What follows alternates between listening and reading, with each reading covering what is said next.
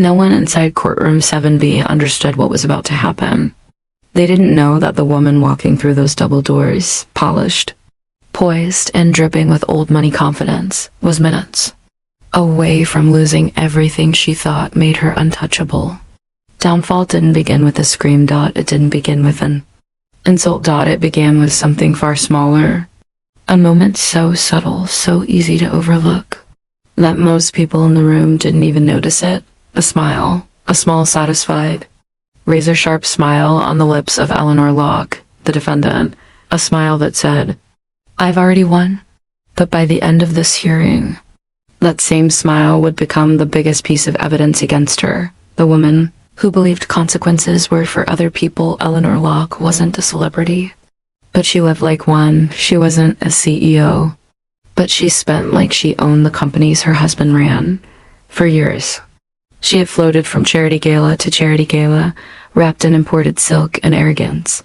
People whispered about her the way they whispered about bad weather, with annoyance, but also acceptance. "That's just Eleanor," they'd say. "As long as she gets her way, she causes no trouble." But today, she wasn't in a ballroom. She wasn't holding a champagne flute. She wasn't surrounded by people who pretended to like her. Today, she was standing in front of Judge Helena Marlowe, a woman whose courtroom reputation was legendary for one reason. Judge Marlowe did not tolerate cruelty. Across the aisle stood the person responsible for dragging Eleanor into this very public reckoning, Rosa Alvarez, a 32-year-old immigrant mother of two, wearing a simple blouse and carrying a folder so thick it seemed to weigh down her entire arm. Rosa didn't come to destroy Eleanor. She came because she had no other choice. After being fired without warning and denied her final paycheck, she had spent 2 months living on borrowed money, juggling night shifts, begging neighbors to watch her children, and trying to keep a roof over their heads. Every step she took into this courtroom felt like walking deeper into enemy territory, but she held her ground.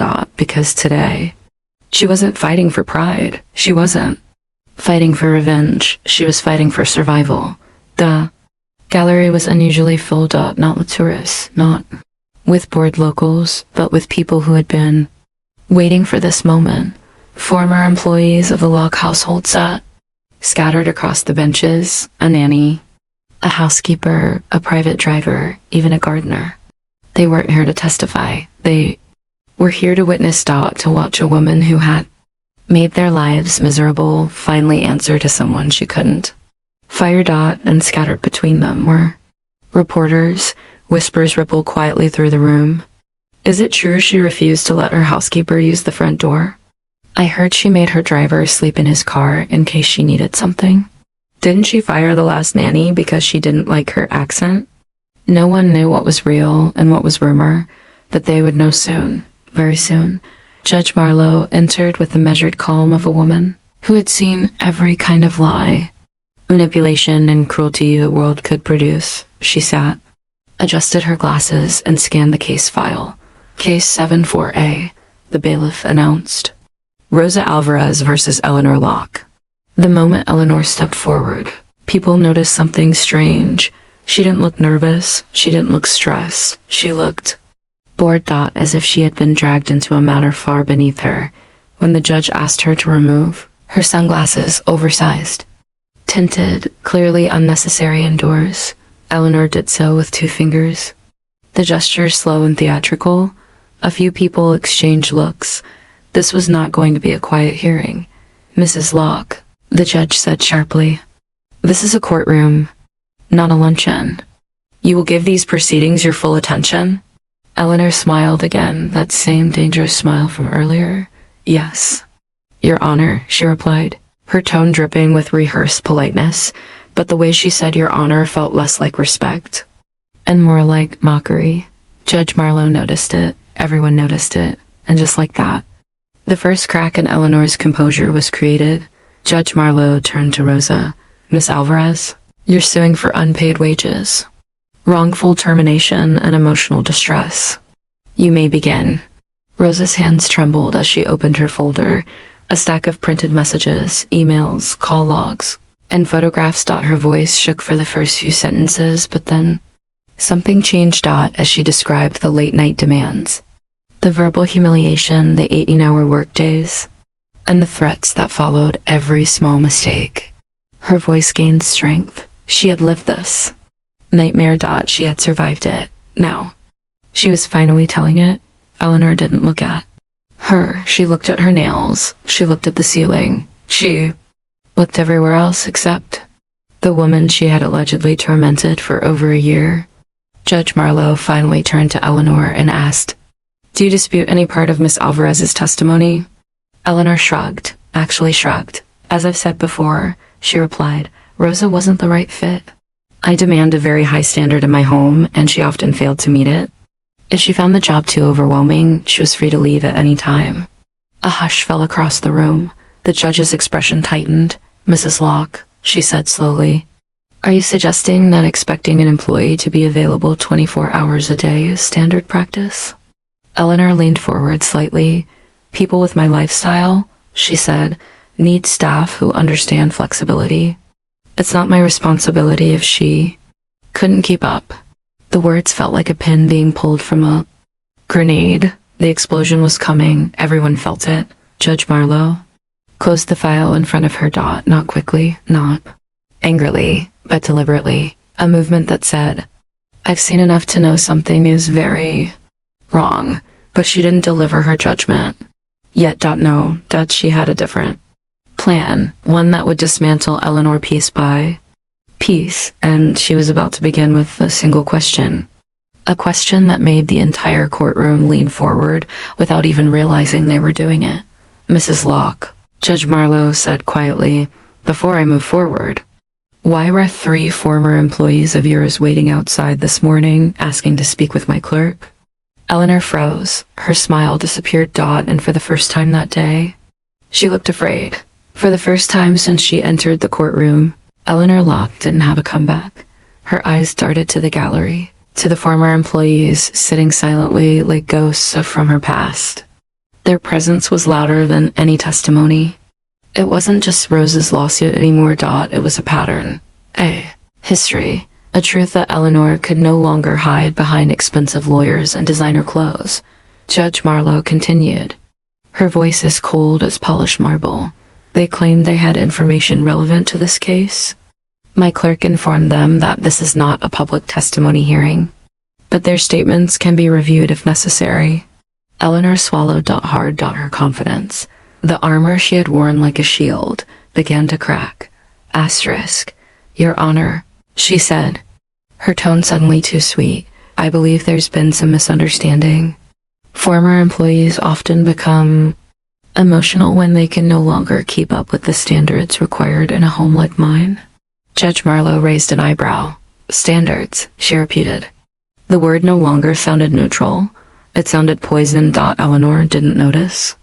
Or she noticed and didn't care. She leaned forward again, speaking slowly, as if explaining something to a child. "When people work for a family like ours, they must follow rules. If they fail, it reflects more on them than on me." The gallery shifted collectively, a quiet, disbelieving wave. Judge Marlowe tapped her pen once, the sound sharp, cutting through the air. "Mrs. Locke," she said, "your former staff came here voluntarily. They were not summoned. That alone raises concern.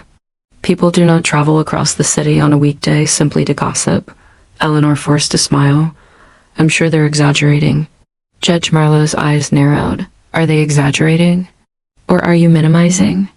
The question hit Eleanor like a slap.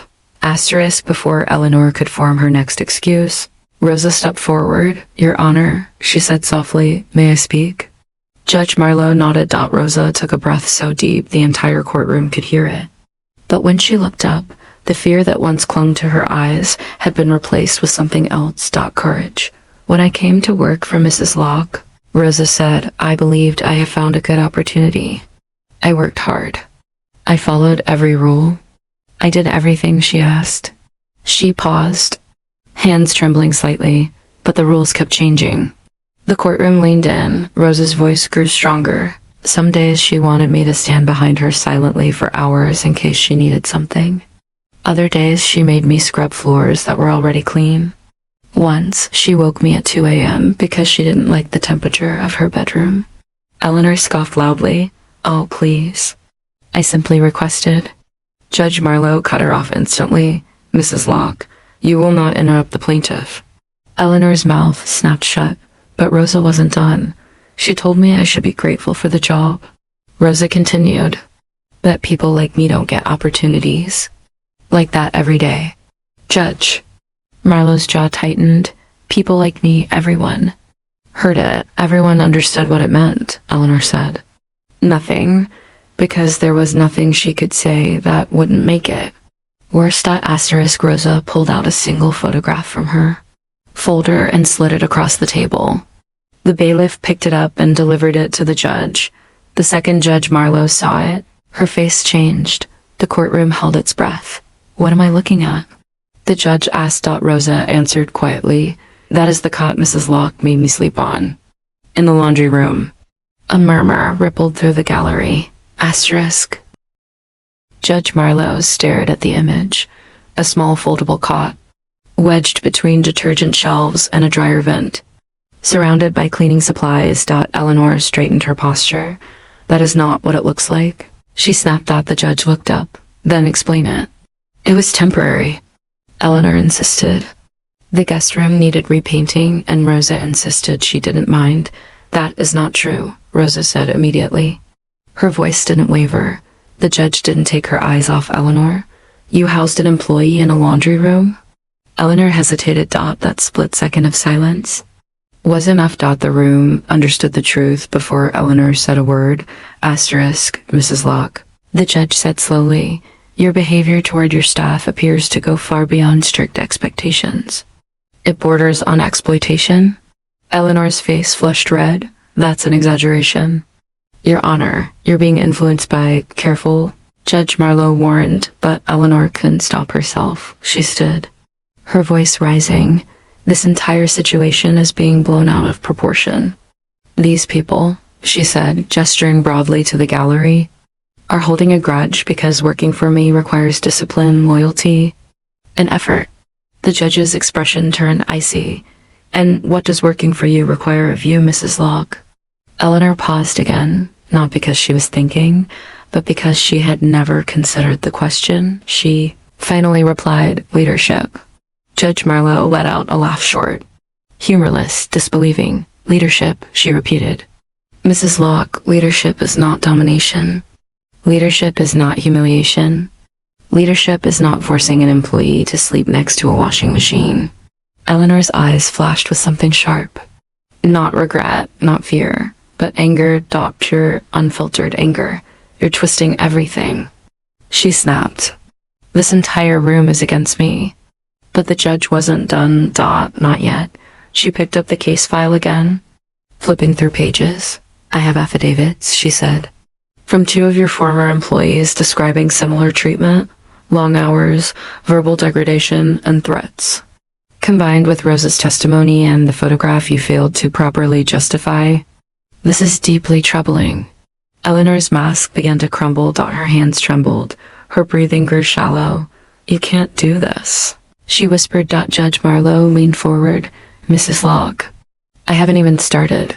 Asterisk. Judge Marlowe reached for her gavel, not to end the hearing, but to call someone forward. "Bailiff," she said, "bring in the witness waiting outside." Eleanor's eyes widened. "There's no witness." I didn't approve any." "That's correct," the judge said. "You didn't approve." "I did." The doors opened. Footsteps echoed. And when the witness stepped inside, Rosa gasped. The gallery gasped. Even Eleanor stumbled backward, because standing at the entrance was someone Eleanor had never expected to see again. Someone who knew every secret she thought she had buried. Her former personal assistant, the one who had mysteriously disappeared from her life 2 years ago, and the one whose testimony could end her entire world. Asterisk. Gasps echoed through courtroom 7B as the witness stepped forward. A woman in her early 30s. Sharp eyes, confident posture, hair pulled back tightly, a posture not of fear, but of someone who had been waiting for this day. Judge Marlowe nodded to her. "Please state your name for the record." The woman took her seat, never once breaking eye contact with Eleanor. "Camilla Rios," she said calmly. "Former personal assistant to Mrs. Eleanor Locke." Eleanor stiffened. A tremor of panic flickered across her face, quick but unmistakable. Rosa saw it. The judge saw it. The gallery definitely saw it, because everyone knew the same thing. A personal assistant doesn't just know secrets. A personal assistant knows everything. Where you go, who you call, what you hide and what you fear. Asterisk. Your Honor, this is absurd. Eleanor burst out. She doesn't work for me anymore. She left years ago. Her information is outdated and irrelevant. Judge Marlowe didn't even look at her. Double quotes, Mrs. Locke. Sit down. Eleanor opened her mouth to protest, but the judge raised a hand. One more interruption and I will hold you in contempt. The room froze. Eleanor sank into her chair, trembling with barely contained fury. But Camilla, she remained perfectly still, like a storm that had waited years to break. Asterisk. Judge Marlowe folded her hands. "Miss Rios, why did you request to speak with my clerk?" Camilla took a slow breath. "Because I saw the news yesterday," she said. "The moment I heard about Rosa's case, I knew it was time." A hush swept over the gallery. "I worked for Eleanor for almost 4 years," she said. "And everything Rosa described, I lived too." Eleanor slammed her hand on the table. "That is a lie." The judge banged her gavel hard. "One more outburst, Mrs. Locke, and you will be removed from this courtroom." Eleanor's face went pale. Camille. It continued calmly. Asterisk. "There's something else," Camilla said. "Something no one here knows." The room leaned in as one. Eleanor's hands tightened into fists. "Go on," the judge said. Camilla opened a brown envelope and slid a stack of documents forward. "These," she said, "are copies of schedules, messages, audio clips, and notes I kept during my employment." Eleanor's voice cracked. "You kept records? Why would you?" Camilla looked at her with a mixture of pity and disgust. "Because I knew one day you would hurt someone worse than you hurt me." Eleanor's breath hitched. For the first time, she looked genuinely afraid. Judge Marlowe picked up the first document, a printed message, time-stamped. "What is this?" she asked. Camilla replied. "A message Eleanor sent me at 3:14 a.m. demanding I return to the house immediately because she felt stressed." The judge read the message aloud. "It was worse than expected, aggressive, cruel, degrading." Eleanor shot up from her seat. That was taken out of context. Judge Marlowe glared at her. "Sit down." Eleanor sat. But her confidence was gone. Completely gone. Asterisk. "That message isn't the issue," Camilla continued. "The real issue is what happened when I arrived." Eleanor's breath caught. She knew what was coming. Camilla turned to the judge. "When I got to the house, Mrs. Locke was sitting by the indoor pool. She threw her drink at me and told me to stop being dramatic when I said I was dizzy from driving half asleep." The courtroom gasped. Judge Marlowe stared at Eleanor. "Is this true?" "No," Eleanor said instantly. I would never." But Camilla wasn't finished. "She also threatened to ruin my visa paperwork if I ever quit. She told me she could make one phone call and have me sent back to my home country without a job or references." Rosa covered her mouth. "Several people in the gallery whispered angrily. Judge Marlowe's face darkened deeply. "Miss Rios," the judge said carefully, "did you report this behavior when you left employment?" Camilla hesitated. "No," she admitted. "Because I was scared, and because I didn't think anyone would believe me." A painful silence fell across the room. "Why come forward now?" the judge asked. Camilla looked at Rosa. Then at the gallery. Then back at Eleanor. "Because I realized silence protects the wrong person." Asterisk. Eleanor stood up suddenly, too fast, knocking her chair over. "I'm done pretending," she shouted. "This is a coordinated attack. You're all jealous. Every single one of you." Her voice cracked with hysteria. "You want to tear me down because I have standards. Because I refuse to be disrespected. Because I..." "Enough." Judge Marlowe's voice was ice, but Eleanor couldn't stop. "You," she snarled. pointing at Rosa, were slow and incompetent. You should be thanking me for giving you a job. You, she spat at Camila, betrayed me after everything I did for you. And you, she yelled toward the judge, are biased. You walked into this courtroom already against me. The room fell silent, completely, eerily silent. Judge Marlowe stood. Mrs. Locke, she said quietly, the calm before a storm, you have just confirmed everything these women claimed. With your own words. Eleanor froze. Her mouth opened. No sound came out. Judge Marlowe picked up her gavel. Given the evidence, testimony, and the defendant's behavior in this courtroom, the gallery leaned forward, every heartbeat loud. I am officially reopening an investigation into Mrs. Locke's employment practices, including potential violations of labor laws and coercive conduct. Eleanor collapsed into her chair, and regarding the plaintiff's claim, the judge continued. Eleanor squeezed her eyes shut. I will deliver my ruling at the next hearing. The gavel slammed. Court adjourned, but it wasn't over, not even close, because 3 words echoed through the courtroom as the judge stood. This isn't finished. No one knew who said it. Rosa? Camila? Someone else? Or Eleanor herself? But the meaning was clear. The real war had just begun. Courtroom 7B emptied slowly. But the tension stayed behind, clinging to the wooden benches like smoke. Rosa walked out with Camila beside her, both shaken but standing tall. Eleanor, however, did not move. She sat frozen in the defendant's seat, fingers gripping the side so tightly her knuckles turned bone white. Her lawyer was whispering into her ear, but she didn't hear any of it, because the words echoing inside her head were not his, they were Judge Marlowe's. This isn't finished. But Eleanor knew the truth. It was finished. And she had lost control. For the first time in her life, she was no longer able to buy her way out. When she finally stood, her legs shook. As she walked out, people in the hallway stepped aside, not out of respect, but out of discomfort. Disgust, fear of being associated with someone whose name might soon be plastered across headlines. Eleanor had spent years shaping a perfect image. Now, with every step she took, it crumbled piece by piece. Her driver approached nervously. Ma'am, the car is... Shut up, she snapped, brushing past him. Her voice was cracked, brittle, unfamiliar even to her own ears. She sank into the back seat, staring blankly ahead as the car pulled away from the courthouse. Outside, reporters shouted questions. Inside, silence consumed her. Rosa pushed open the courthouse doors and stepped outside, but instead of walking into a quiet sidewalk, she walked into applause. Former employees, neighbors, strangers, people who had followed the case online. They clapped for her. She froze. Overwhelmed, Camila placed a gentle hand on her back. You did it, she whispered. Rosa's eyes filled with tears. Not of sadness. Relief, pride, justice. Only the first step, she said quietly. The real hearing is tomorrow. Camila nodded. And we'll finish it tomorrow. Back in her mansion, Eleanor paced the marble hallway in circles.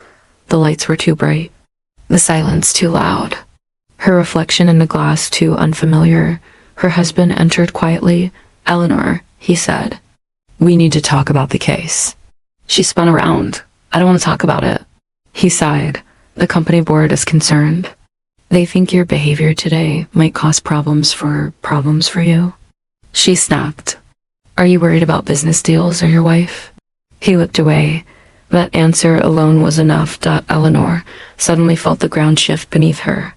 Her marriage, her status, her reputation, her money. Everything she had used to stay powerful was slipping away. You're going to let them shame me, she whispered. Eleanor. He tried to soothe her, but she pulled back sharply. No, she said. No one destroys me. Do you hear me? Her voice trembled.